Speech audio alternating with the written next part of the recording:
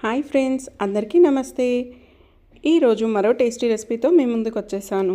మరి ఏంటో చూసేద్దామా? సగ్గుబియ్యం మిక్చర్ అండి, అదే సాబుదానా మిక్చర్. మరి ప్రాసెస్లోకి వెళ్దామండి. దీనికి ముందుగా నేను మిక్సీ జార్ని తీసుకొని ఒక పావు టీ స్పూన్ వరకు జీలకర్రను వేసుకుంటున్నాను. అలాగే టేస్ట్కి సరిపడా కారము, అలాగే టేస్ట్కి సరిపడా ఉప్పు వేసుకుంటున్నాను. ఇప్పుడు పొట్టువలసిన వెల్లుల్లి రెబ్బలు 6 నుంచి 7 తీసుకోవాలి. వీటన్నింటినీ కోర్స్గా గ్రైండ్ చేసుకోవాలి. ఇప్పుడు మరొక వైపు ప్యాన్ పెట్టుకొని తగినంత నూనెని తీసుకోవాలి. ఆయిల్ కొద్దిగా వేడైన తర్వాత ఇలా స్ట్రైనర్ సహాయంతో మనం ఒక్కొక్క కప్పు సగ్గుబియ్యాన్ని తీసుకొని ఈ విధంగా వేసుకొని 1 నిమిషం పాటు ఫ్రై చేసుకోవాలి.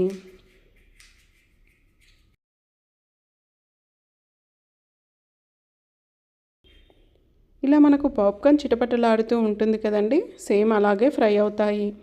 1 నిమిషం వరకు ఫ్రై చేసుకోవాలి.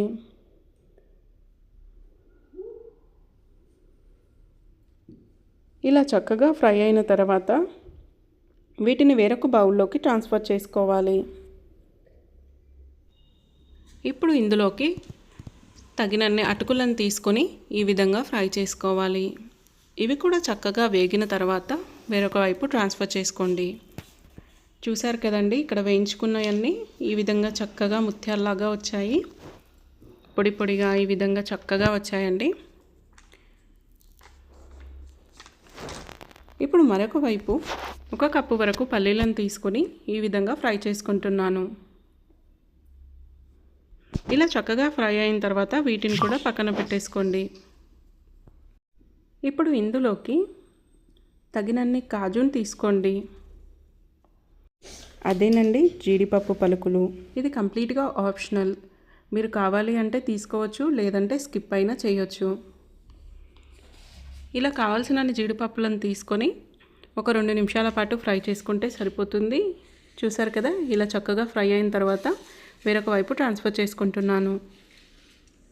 అలాగే ఇప్పుడు మనం ఇందులోకి కొద్దిగా కరివేపాకు రెబ్బలను ఈ విధంగా వేసుకొని వెంటనే మూతను పెట్టేసేయాలి. కొద్దిగా చిటపటలాడుతుంది కదండి.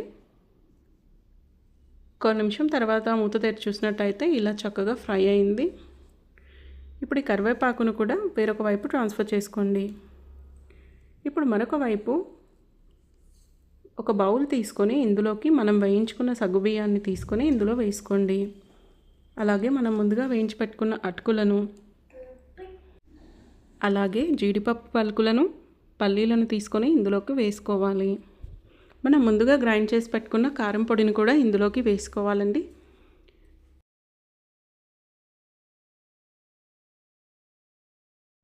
ఇప్పుడు ఇందులోకి వేయించుకున్న కరివేపాకును వేసుకోవాలి. అలాగే కొద్దిగా నూనెను వేడి చేసి పసుపును వేసుకోవాలి. మనకి ఇది మంచి కలర్ రావడం కోసం అని చెప్పి పసుపును వేస్తున్నానండి. కావాలి అంటే మీరు స్కిప్ అయినా చేయొచ్చు. మొత్తం అంతా కలిసేలాగా ఈ విధంగా టాస్ చేస్తూ కలుపుకోవాలి. ఒక 2 నిమిషాల తర్వాత చూసారు కదా, చక్కగా ఈ కలర్ వచ్చేసింది. అంతే అండి, టేస్టీ సగ్గుబియ్యం మిక్చర్ రెడీ అండి.